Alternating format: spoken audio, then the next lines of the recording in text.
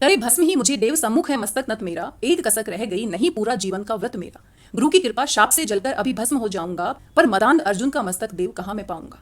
यह तृष्णा ये विजय कामना मुझे छोड़ क्या पाएगी, प्रभु अतृप्त वासना मरे पर भी मुझको भरमाएगी। दुर्योधन की हार देवता कैसे सहन करूंगा मैं, अभय देख अर्जुन को मरकर भी तो रोज मरूंगा मैं। परशुराम का शिष्य कर्ण पर जीवन दान ने मांगेगा, बड़ी शांति के साथ चरण को पकड़ प्राण निज त्यागेगा। प्रस्तुत हूं दे शाप किंतु अंतिम सुख तो ये पाने दे, इन्हीं पाद पद्मों के ऊपर मुझको प्राण गंवाने दे। लिपट गया गुरु के चरणों से विकल कर्ण इतना कहकर, दो कणिकाएं गिरी अश्रु की गुरु की आंखों से बहकर। बोले हाय कर्ण तू ही प्रतिभट अर्जुन का नामी है, निश्चल सखा धृतराष्ट्रों का विश्व विजय का कामी है। अब समझा किस लिए दिन रात तू वैसा श्रम करता था, मेरे शब्द शब्द को मन में क्यों सीपी सा धरता था। देखे ए गणित शिष्य द्रोण को भी कर्तव्य कुछ सिखलाया, पर तुझसा जिज्ञासु आज तक कभी नहीं मैंने पाया।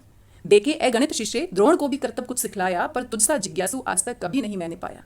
तूने जीत लिया था मुझको निज पवित्रता के बल से, क्या था पता लूटने आया है कोई मुझको छल से। किसी और पर नहीं किया वैसा स्नेह मैं करता था, सोने पर भी धनुर्वेद का ज्ञान कान में भरता था। तो यहाँ पर एक बहुत बड़ी सीख आप देख सकते हैं। अगर कोई व्यक्ति सीखना चाहता है तो उसको सीखने के लिए जिज्ञासु बनना पड़ता है।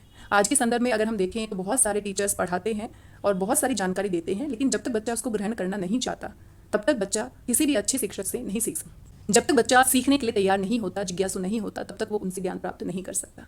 आजकल की जो शिक्षा पद्धति है उसमें हम स्कूल जाते हैं, स्कूल में हमारे पीरियड निश्चित होते हैं, पीरियड में हमें पता है कि पढ़ाना है, बच्चों को पता है पढ़ना है, लेकिन इस पढ़ने और पढ़ाने की प्रक्रिया में किस तरह से बच्चा तैयार होता है कुछ नया जानने के लिए, किस तरह से शिक्षक एक माहौल बनाता है, बच्चों को जिज्ञासु बनाता है, ये बहुत महत्वपूर्ण हो जाता है। लेकिन आजकल हम इतने प्रैक्टिकल हो गए हैं कि पढ़ना और पढ़ाना एक मशीन की तरह चलने वाली प्रक्रिया बन गई है। हमें पढ़ाना है, बच्चों को पढ़ना है, इसमें जिज्ञासा कहीं ना कहीं छूट जाती है। बच्चा मन में नहीं सोच पाता कि मुझे सीखना है, मुझे खुश होकर सीखना है, और शिक्षक भी ये नहीं समझ पाते हैं कि हमें सिखाना है, ऐसा माहौल बनाना है, और कहीं ना कहीं ये इतनी अच्छी प्रक्रिया सीखने सिखाने की बोरिंग हो जाती है। तो यहाँ पर कर्ण सीखना चाहता है, यहाँ पर कर्ण धनुर्विद्या सीखना चाहता है, उसके मन में जिज्ञासा है, और जिज्ञासा के वशीभूत होकर ही वो परशुराम जी से शिक्षा ग्रहण करने आए हैं।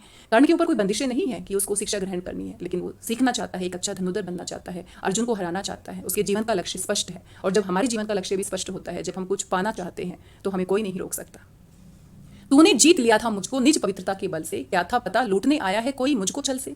किसी और पर नहीं किया वैसा स्नेह मैं करता था, सोने पर भी धनुर्वेद का ज्ञान कान में भरता था। नहीं किया कार्पण्य ने दिया जो कुछ था मेरे पास रतन, तुझ में निज को सौंप शान को अभी अभी प्रमोदित था मन।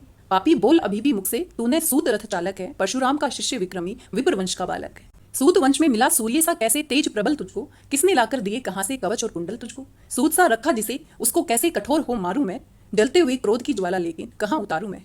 परशुराम कहते हैं कि तुम सूत पुत्र अपना परिचय बता रहे हो, लेकिन जिस तरह का तेज तुम्हारे मुख पर है, कर्ण अपने आप को सूत पुत्र बता रहे हैं, लेकिन परशुराम मानने को तैयार नहीं है, क्योंकि जिस तरह का तेज उनके मुख पर है वो सूर्य जैसा तेज क्षत्रियों के मुख पर ही होता है।